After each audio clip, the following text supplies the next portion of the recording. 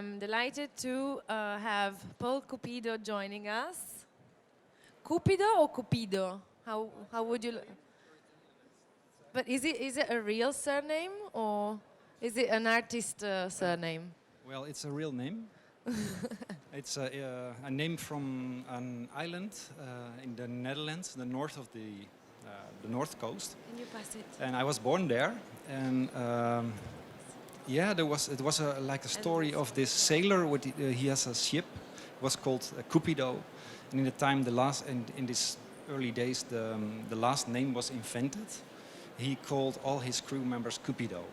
And then the name was, yeah. It's a bit scary because I'm afraid that you're gonna, create some weird, enchanting. With the name, you mean? Yeah. Always. And Cupido from Amsterdam. Yeah. So we are here to discuss your book Ephemera. Yes, and the other one.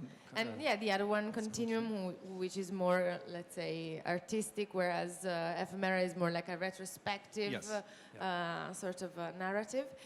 And I was very intrigued by your approach, probably to life in general, because we could kind of summarize it, how to drop economics, set up a sound studio, and then to avoid pressing deadlines, dedicate to photography. But also your philosophical approach of impermanence, your fascination with the transience of life, of emotion, of images as well. So I was wondering if you could share with us your artistic motives behind your research. Well, okay, I was working as a sound designer, composer, and that was an advertising world, yeah, I would say better. And it was a world of deadlines, lots of deadlines, and it was driving me crazy, actually. So what I did, I escaped with my camera. I went out and started walking, and it was like an escape island for me. I found peace because the camera was like a present moment for me. So no future, no deadline, just being here right now. And I felt completely alive. So for me it was a way to exist more. Not driven by deadlines, but just be in nature and feel that you are alive. And that became, I don't know, it was very good. It was in a philosophy way. It gave me comfort to work in this way. And somehow, it was the start of it, yeah. So kind of like very cathartic or therapeutical. I wonder how, like, your interest in ephemerality, how did you develop it? Well, the fleetingness of life, I find it a very poetic metaphor. So if we compare the human life to a mountain, we only just like fleeting, or just 1 second. And when I became a little older, like 40 years, I started to ask questions about this. What is it? But I also saw the beauty of this. And the beauty of, Ephemera, like being everything happens only once. And somehow this was this became my main inspiration and my central idea to work from. And also ephemera is interesting because in the printed matter world it also means something specific. Yeah, Taco wrote something about it. Yeah, he found something out, but okay, that's nice as well. But it was not. Yeah, that's the wonderful relationship between photographers and critics. Yes, when they write about their work.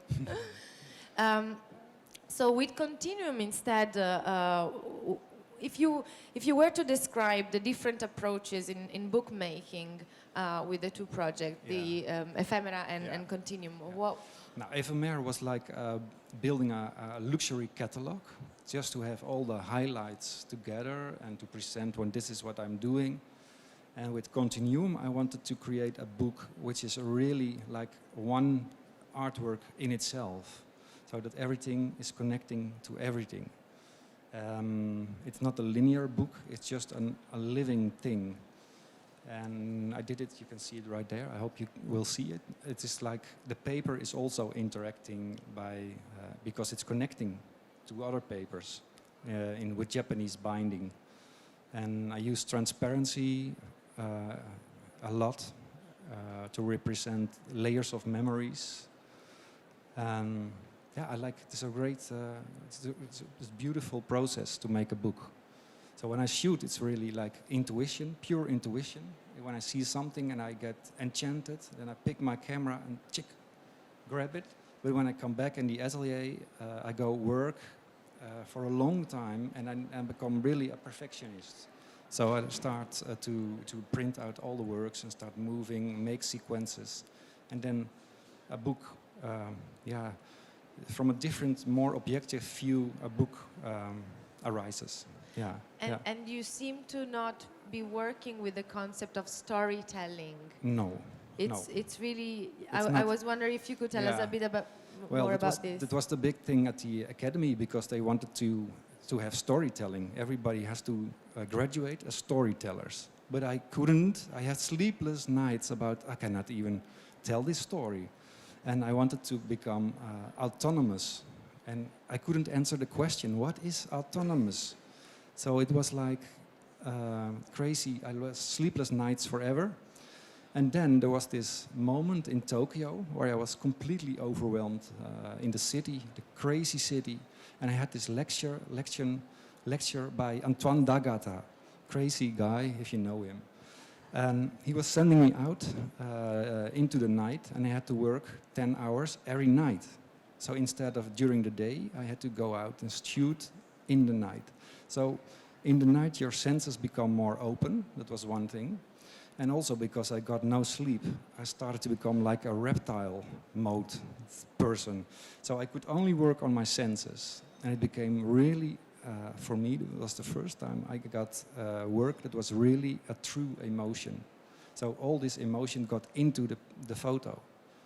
And from that point on, I knew, okay, so this is it. We don't have. And Japan for you was a big influence, no? Because yes. I read aesthetics. that you work with this concept of the mu. Yeah, the mu is tell really us beautiful. What it is? Well, it's like the emptiness is very important as well. If you have, for example, a flower, in Japan you need only one flower, so it can radiate its beauty.